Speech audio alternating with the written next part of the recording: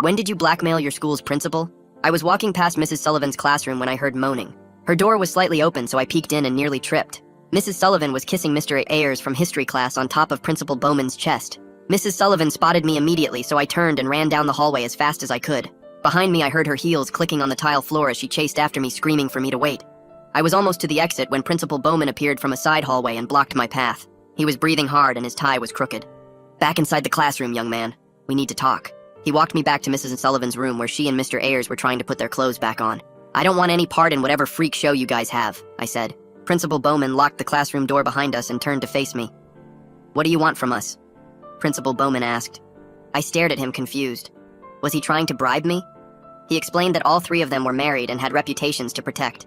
He said I clearly wasn't going to keep quiet for free, so what was my price? "I don't want your money." Mrs. Sullivan actually laughed and said, "Thank God, because teachers don't have any. But there is something I want." All three of them leaned forward, waiting to hear my demands. I took a deep breath and laid out exactly what I wanted. Every single student currently failing their classes would get a passing grade. No exceptions. These teachers made their classes unnecessarily difficult when kids were already dealing with enough problems at home. I also wanted every school lunch debt forgiven immediately. Principal Bowman's face turned red, and he stood up from the desk. He started pacing around the room, waving his hands while ranting about budgets and board meetings. He kept saying the lunch debt alone was thousands of dollars. How did I expect him to make that disappear without anyone asking questions? The whole system would notice if suddenly every kid's account was zeroed out. I don't know. Figure it out. You have until the end of the week before I contact your spouses. I walked out of that classroom feeling like I could fly. For once in my life, I had power over the people who made school miserable for so many kids. My best friend Noah was waiting by my locker, and I told him everything was going to change by morning. But the next morning, I woke up to loud knocking on my bedroom door. My mom was standing there looking terrified with a police officer behind her.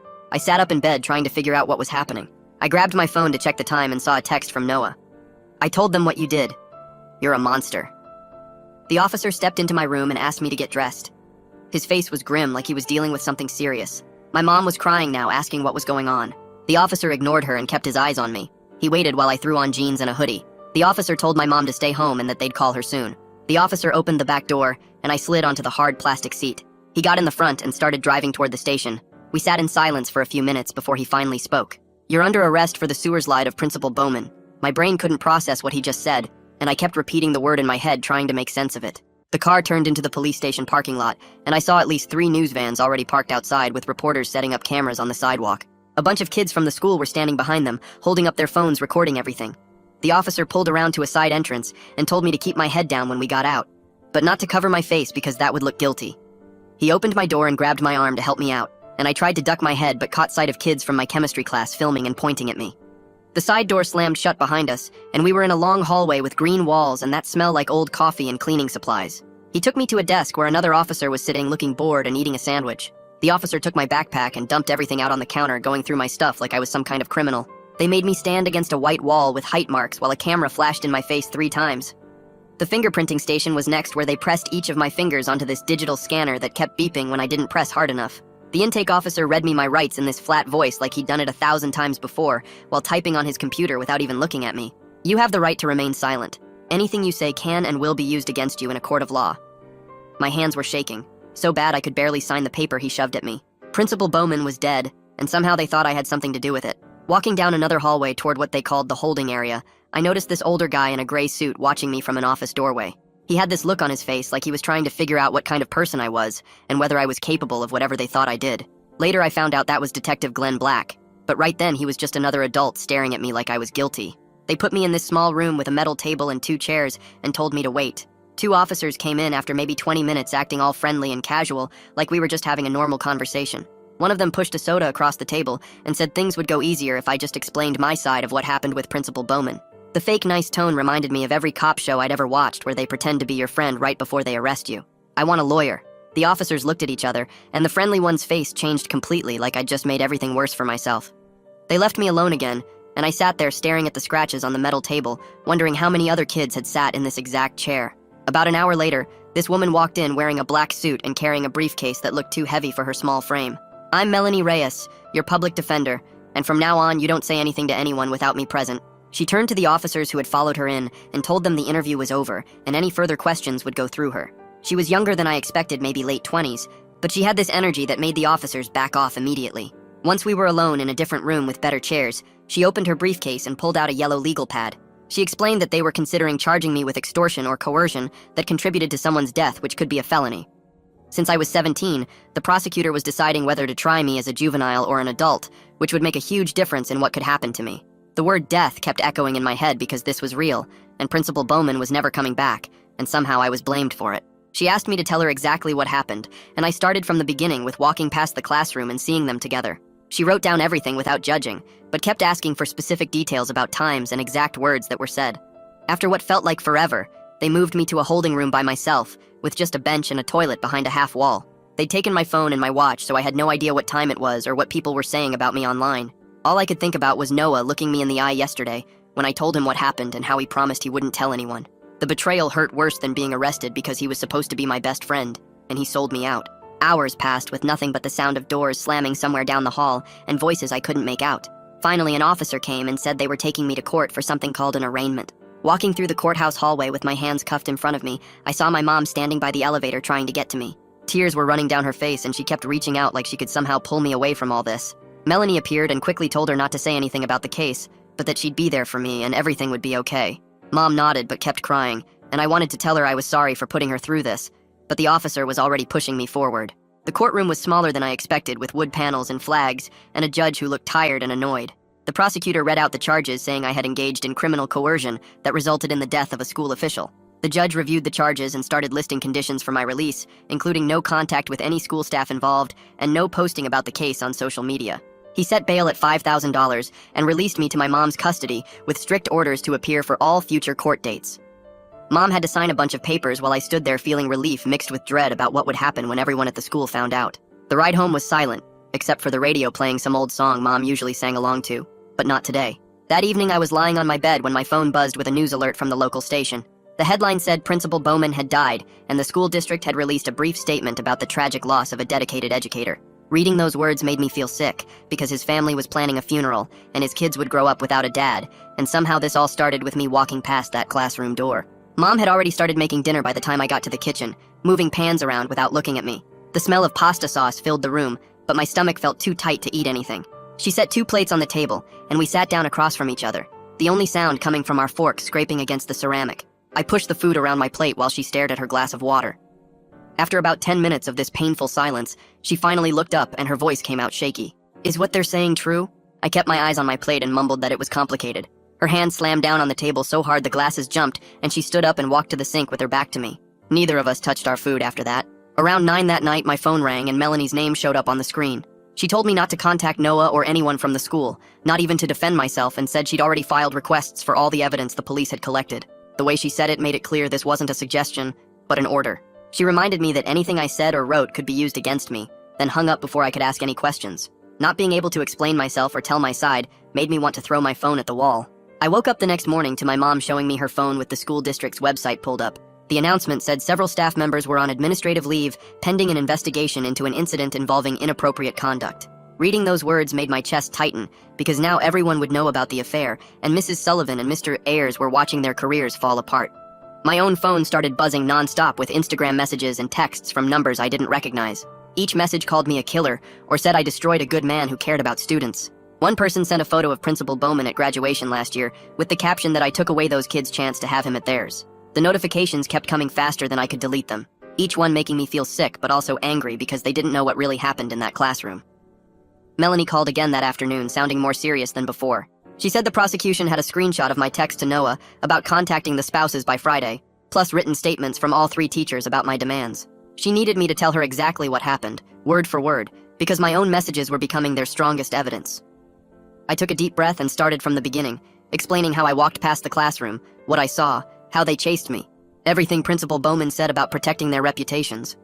I told her about my demands for passing grades and lunch debt, making it clear I never wanted anyone to get hurt or die. She stayed quiet while I talked, only interrupting to ask about specific times or exact phrases that were used. When I finished, she said she'd call me back after reviewing everything. 2 days later, Melanie came to our house with a folder of papers. She pulled out printed screenshots of messages Noah had sent to the school counselor the night before my arrest. The messages said I was playing God with people's lives and he was scared of what I might do next. Reading his actual words hurt worse than the arrest because he made me sound dangerous and unstable.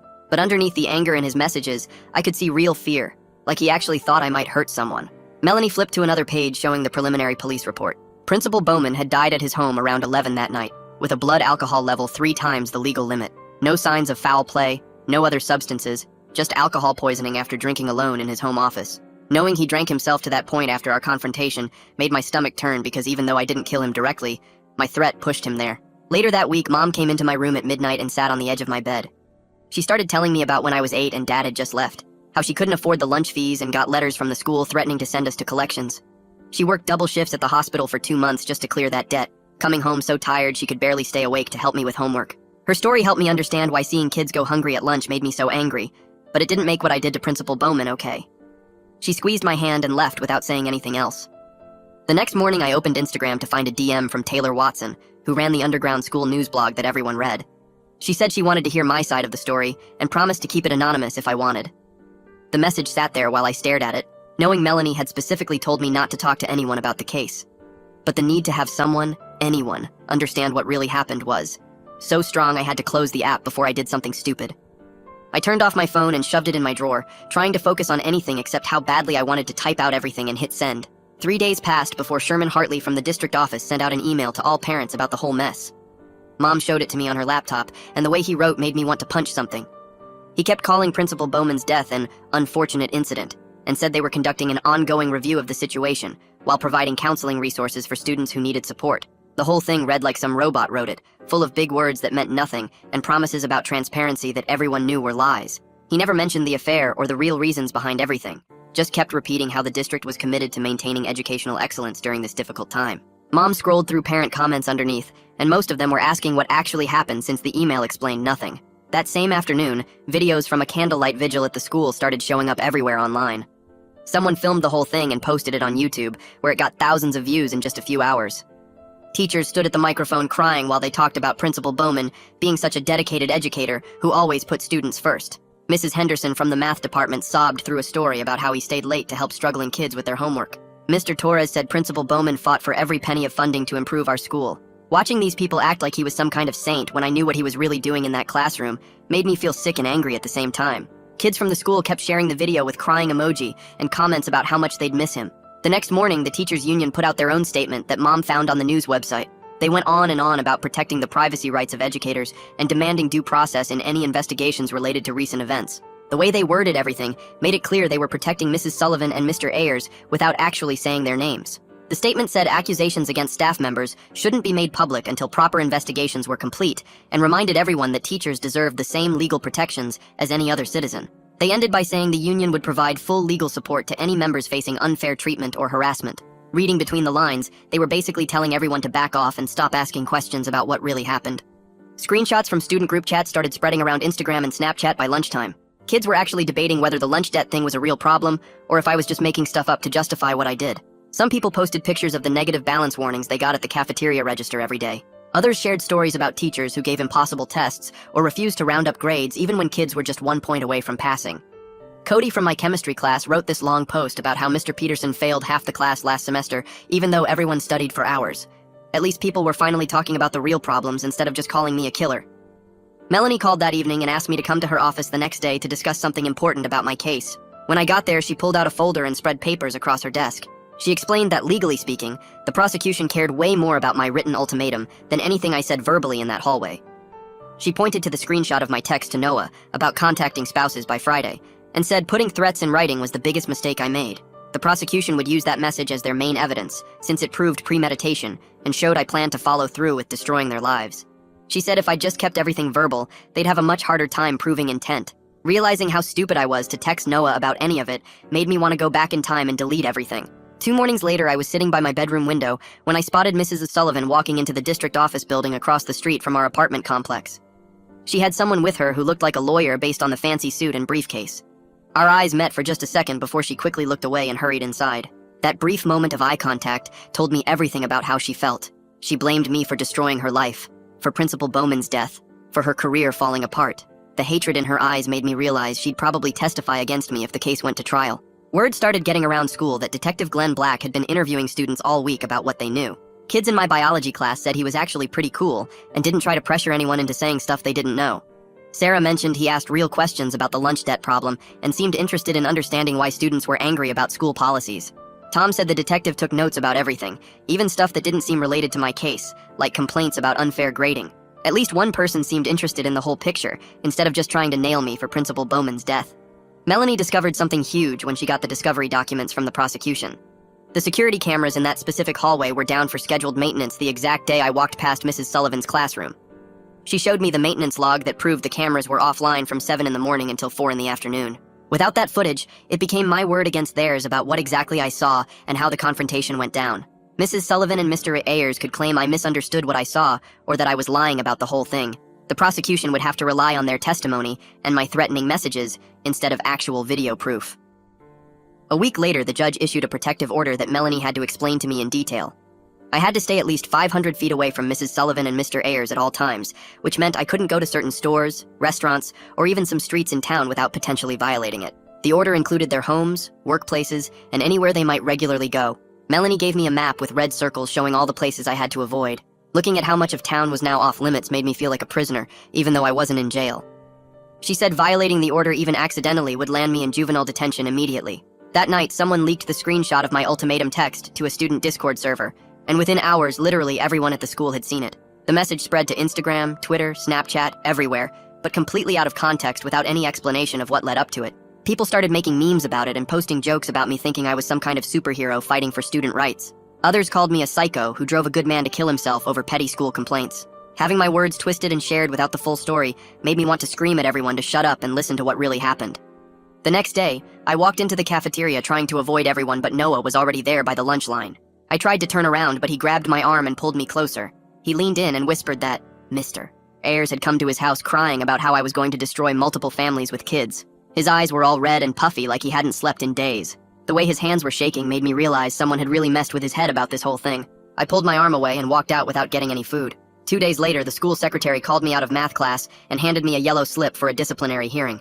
The assistant principal's office was freezing, and she wouldn't even look up from her papers while reading this long script about my behavior in the hallway that day. She kept talking about disruption of the educational environment and inappropriate conduct like I was just some regular troublemaker. My mom had to leave work early to sit through this stupid meeting where they gave me 3 days of in-school suspension. The whole thing felt like checking boxes while my actual life was falling apart around me. A week after that, Melanie called to say the court was ordering mandatory counseling as part of my release conditions. The counselor's name was Hala Serrano, and she worked with kids in the juvenile system. I showed up at her office building downtown and sat in the waiting room next to other kids who looked just as miserable as me. When she finally called me in, I crossed my arms and slumped in the chair across from her desk. She had all these certificates on the wall and a bookshelf full of psychology books that made the whole place feel fake and clinical. We spent the first session with her asking basic questions while I gave one-word answers and stared at the clock behind her head. 3 sessions later, something shifted when she asked me what I actually wanted to happen that day in the classroom. I started talking about the lunch debt and the failing grades and how nobody ever listened to kids about real problems. She didn't interrupt or take notes, just nodded and let me keep going. I finally said out loud that I wanted to force them to help students, not hurt anyone, but I was starting to understand that what I meant didn't erase what actually happened. She asked me how I was processing the difference between my intentions and the impact of my actions. That question stuck in my head for days afterward. Meanwhile, Melanie was digging through every piece of evidence she could get her hands on. She called me excited one afternoon because she'd gotten the phone records from that night. Principal Bowman hadn't called me at all, just his wife and someone at the district office around 9:30. She said this helped prove I didn't harass him after the initial threat, but it also showed he was probably trying to figure out how to handle my demands. The timestamp on his call to the district was less than an hour before he died. I was walking out of school the next week when Taylor Watson appeared from behind a car in the parking lot. She promised everything would be completely off the record if I just gave her some context about what really happened. Her recorder was already in her hand, and she kept saying how people deserve to hear my side of things. Part of me wanted so badly to explain everything, to have someone understand why I did what I did. But Melanie's voice was in my head warning me about talking to anyone, especially reporters. I shook my head and kept walking to my mom's car, while Taylor followed me asking more questions. She finally gave up when I got in and locked the door. Later that week, Melanie discovered something interesting in the public records. The school board had scheduled a closed session about budget irregularities for the same week Principal Bowman died. The agenda mentioned reviewing discretionary spending and student account management procedures. Melanie wondered out loud if he was already under pressure about the lunch debt situation before I ever said anything. Maybe my threat was just the final straw on top of other problems he was dealing with. During my next session with Hala, she had me write a letter taking responsibility for the harm my coercion caused. She said I'd never actually send it, but writing it would help me process everything. I sat there for 20 minutes staring at the blank paper before finally writing the words. Putting down, "I'm sorry for my role in your death," made my hand shake and my stomach hurt. Everything felt more real and horrible than any legal charge or court date ever could. She had me read it out loud and I barely got through it without crying. 2 days later, Melanie called with more evidence from her investigation. The badge swipe records from the school showed something weird. Both Mrs. Sullivan and Mr. Ayers had accessed the building the night Principal Bowman died, hours after school closed. Sullivan swiped in at 8:45 and Ayers at 9:15. They both left around 10:30 according to the exit logs. Melanie said it was strange, but warned me not to jump to any conclusions about what they were doing there. Maybe they were trying to figure out their own response to my threat, or maybe it was something else entirely. The next morning, Detective Glenn Black asked to meet with Melanie at her office, and she let me sit in on the conversation. He told her off the record that they were investigating multiple factors that contributed to what happened that night. The way he said it suggested I might not be the only one responsible for Principal Bowman's death. That thought brought this weird mix of relief and guilt, because feeling relieved seemed wrong when someone was still dead. Taylor showed up at my house 2 days later with a folder full of papers, and this look on her face like she'd found something big. She pushed past me into the living room and spread the documents across the coffee table while Mom was at work. An anonymous source had sent her a screenshot of Principal Bowman's calendar from the week after he died, and right there on Thursday was a meeting labeled Lunch Debt Policy Review with the School Board Finance Committee. My stomach dropped seeing it because he was actually going to do something about the lunch debt anyway. Taylor kept pointing at different parts of the calendar showing how he'd blocked out 3 hours for the meeting and had notes about sustainable solutions typed into the appointment details. The whole thing made my threat feel even more pointless, since changes might have happened without me forcing anything. That night I couldn't sleep, and around 2 in the morning my phone buzzed with a voice message from Noah. His voice was all broken up and shaky as he talked about how Mr. Ayers had cornered him that morning after I got arrested. Noah said the teacher told him I was dangerous and would destroy innocent families with kids if nobody stopped me. He kept saying sorry over and over in the message, but also said he still thought he did the right thing to protect people. I listened to it 3 times trying to figure out if I should hate him or feel bad for him getting manipulated by a teacher who was just trying to save himself. The next morning, Melanie called with the official autopsy report that she'd finally gotten from the prosecutor's office. She read through the medical terms, but basically Principal Bowman had drunk almost a whole bottle of whiskey that night, and his blood alcohol was 0.32. There were no signs anyone else was there, and no evidence of any struggle or force. The report listed it as self-inflicted after acute alcohol poisoning, which meant he drank himself to death on purpose. Knowing all the medical details didn't make me feel better or worse, just different about that whole night. Later that week, Sherman Hartley stood behind a podium at the district office with reporters crowded around asking questions. He kept talking about mental health resources and crisis prevention programs while completely avoiding any questions about lunch debt or grading policies. Every time a reporter tried to ask about the actual issues at the school, he'd redirect to talking about counseling services and wellness initiatives. His whole speech was just empty words meant to make it look like they were doing something without actually changing anything. During my next session with Hala, she had me work through this exercise where I wrote down what I wanted to happen on one side of a paper and what actually happened on the other. She helped me see that my concerns about the lunch debt and failing grades were real problems that needed fixing. But she also made me understand that threatening people to get what I wanted was wrong, no matter how good my reasons were. For the first time, I could hold both ideas in my head without one canceling out the other. Meanwhile, students at the school had started their own investigation into what happened that night. Someone created a shared document tracking every time Mr. Ayers' story changed when he talked to different people. They compared his badge swipes showing he was at the school until 10:30 that night, with his statement saying he went home at 5.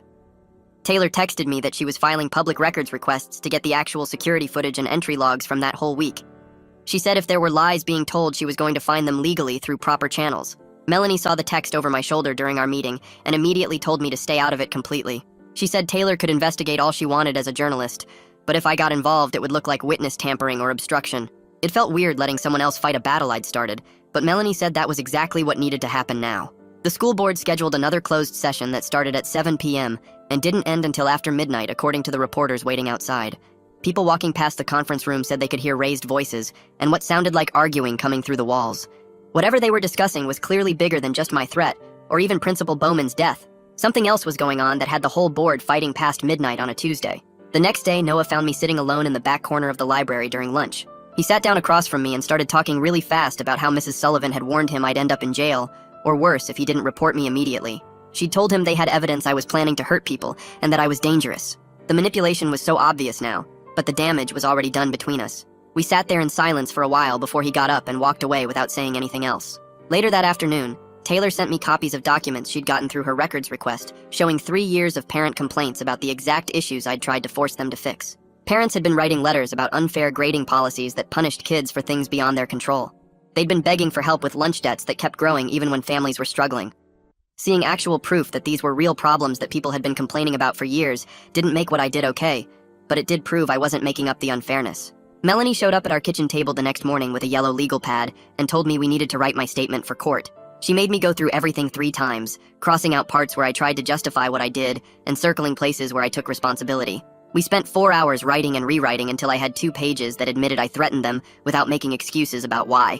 My hand was cramping from all the drafts, but Melanie kept saying the judge needed to see I understood what I did wrong. She had me practice reading it out loud over and over until the words stopped feeling fake. 2 days later, Detective Glenn Black called Melanie's office while I was there, and she put him on speaker. He said the prosecutor was willing to drop the felony charges down to misdemeanor harassment if I took the deal right now. My whole body went weak with relief, even though I knew having any criminal record would mess up college applications and job stuff forever. Melanie told him we'd take it, and started writing down all the terms he was listing. The hearing was set for the following Tuesday at 9 in the morning. I threw up twice that morning before Mom drove me to the courthouse. The judge was this older woman with gray hair who looked at me over her glasses while the prosecutor explained everything. She said Principal Bowman had been dealing with budget problems and personal issues, but that didn't excuse my threats. Her voice was calm, but every word hit hard because I knew she was right about the line I crossed. The prosecutor read out the agreement they'd made with Melanie. 18 months of juvenile diversion with probation check-ins every 2 weeks. 200 hours of community service that had to be done at the school. Mandatory counseling sessions twice a week for 6 months, then once a week after that. Permanent no-contact orders with Mrs. Sullivan and Mr. Ayers that would last even after I turned 18. The judge asked if I understood, and I said yes, even though the restrictions felt like chains wrapping around my whole life. She signed the papers and told me this was my chance to make better choices.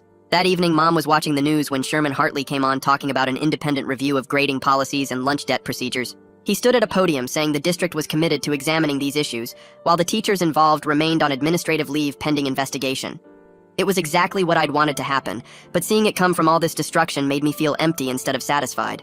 The next morning, Taylor's article went live on the school news site. She'd researched lunch debt statistics for 3 counties and interviewed parents about academic pressure without mentioning any names from our situation. Reading her balanced take on the real problems helped me see past my own mess to the bigger issues that still needed fixing. During my next session with Hala, she had me practice what I'd say to Mom about putting her through this nightmare. We role-played it 5 times with Hala pretending to be Mom until I could say the words without getting defensive or making excuses. The apology came easier once I stopped trying to explain why I did it and just focused on being sorry for the pain I caused. That weekend, Mom pulled out a shoebox full of old bills and receipts from when Dad left 3 years ago. She showed me the past due notices and the lunch account statements with growing balances. She told me about skipping her own meals so I could eat and choosing between putting gas in the car or paying the lunch debt. Her voice cracked when she explained calling the school to beg for more time to pay. I finally understood why seeing other kids go through that same struggle made me so angry. She held my hand and said she got why I reacted so strongly, but wished I'd talked to her instead of trying to fix it myself. 3 days later, the PTA president sent out an email about a fundraiser to help families with lunch debt while they waited for policy changes. They were doing a car wash and bake sale that Saturday, with all money going to pay off accounts. It was a small fix that wouldn't solve the real problem, but seeing regular people step up to help gave me a tiny spark of hope. By Thursday, the rumors were everywhere that Mrs. Sullivan had turned in her resignation letter, and Mr. Ayers got transferred to a district 40 miles away. Kids were posting about seeing moving trucks at their houses and how substitute teachers were taking over their classes permanently. There was no satisfaction in watching their careers fall apart, just this hollow feeling that everyone involved had lost something that couldn't be fixed. Mom heard from another parent that both their spouses had filed for divorce once everything came out. The whole thing had destroyed 3 marriages on top of everything else. I kept thinking about their kids having to deal with their parents' mistakes becoming public like that. My community service started the next Monday, with me showing up at 6 in the morning to help the custodial staff clean classrooms before school started. The janitor handed me a mop and bucket without saying anything, just pointing at the hallway where I needed to start. Kids I used to eat lunch with walked past me like I was invisible while I cleaned their shoe prints off the tile floors. The wet mop made this gross sloshing sound every time I pushed it across the floor, and my back was already killing me from bending over for 2 hours straight. Sherman Hartley's voice came over the intercom around 7:30, talking about some new lunch account procedures they were putting in place. He used all these big words about hardship waivers and proactive measures, but never once mentioned what happened with Principal Bowman or why they suddenly cared about kids who couldn't pay. The janitor snorted and muttered something about how it only took someone dying for them to notice poor kids existed. I kept mopping while Sherman droned on about application forms being available in the main office starting Monday. When the bell rang for first period, I had to wheel my bucket against the wall and watch everyone rush to class without me. Some kid from my English class stepped right through the wet floor I'd just cleaned and tracked mud everywhere without even looking at me. I spent another hour redoing that whole section while classes went on behind closed doors.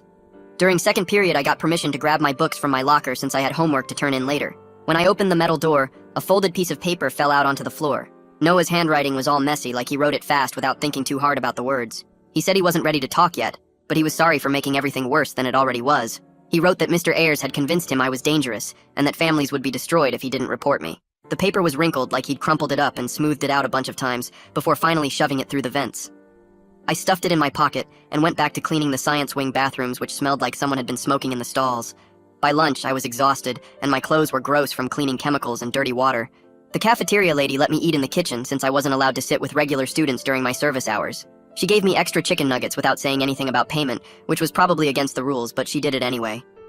After lunch, I had to report to Hala's office for my weekly check-in. She had this folder on her desk with all these forms and reports about my progress. She signed one of the papers and showed me where she'd written that I was showing real insight and taking responsibility instead of just going through the motions. Her pen made these quick scratching sounds as she filled out more boxes about attendance and participation. She said the court would see these reports, and it mattered that I was actually trying to understand what I'd done wrong instead of just counting down days. When I got home that afternoon, there was a message on my phone from Taylor. She kept it short, just saying if I ever wanted to talk about changing policies the right way, she'd listen. She said she knew I'd messed up, but the issues I cared about were still real, and maybe we could work on them through proper channels once everything settled down. Reading her message made my chest feel less tight for the first time in weeks. Mom had left money on the counter for groceries with a note saying she'd be home late from her second job. I walked to the store and bought the stuff on her list, plus grabbed a job application from customer service. The manager said they were hiring stock people for overnight shifts, which would work around my school schedule. I filled it out right there and turned it in before I could change my mind. 2 weeks later, I got the job and started working 4 nights a week unloading trucks and stocking shelves. The work sucked, but the pay was decent, and I needed money for court fees and to help Mom with bills. After my 3rd paycheck, I had enough saved to do something I'd been thinking about. This kid Cody in my math class kept getting his lunch tray taken away because his account was empty. I went to the office before school and put $60 on his account without giving my name. The secretary looked at me funny but processed it anyway. Cody never knew it was me, but watching him eat a full lunch without that embarrassed look made the overnight shifts worth it. 3 days later, I had to clean the admin hallway as part of my service. Principal Bowman's old office door was open, and maintenance guys were carrying out boxes of his stuff. His desk was already gone, and they were pulling his diplomas off the walls. The room looked smaller without all his furniture and awards. Those same lights that used to make me nervous when I got called to his office just looked like regular ceiling lights now. The maintenance guy asked me to mop the floor once they cleared everything out. I pushed the bucket into the empty room and started working on the corners where dust had collected behind the furniture. There was a water stain on the carpet where his coffee maker used to sit. A pushpin was still stuck in the wall where some poster used to hang. None of it felt important anymore. Just an empty room that needed cleaning. Standing there with my mop, I understood something important. The anger that made me threaten him was gone, but the problems that made me angry were still there. Kids were still hungry, and teachers still made classes too hard, and the system still sucked. But destroying people's lives wasn't how to fix any of it. There had to be better ways to fight that didn't leave everyone broken. I could work with people like Taylor who wanted change too. I could earn money to help kids directly. I could wait until I was older and had real power to make real changes. The path would be longer and harder, but at least nobody else would have to die. I really appreciate you hanging in there with me today. All the questioning, all the wondering, it's been so meaningful to explore these moments with you. Until we meet again, if you made it to the end, drop a comment. I love reading all your comments.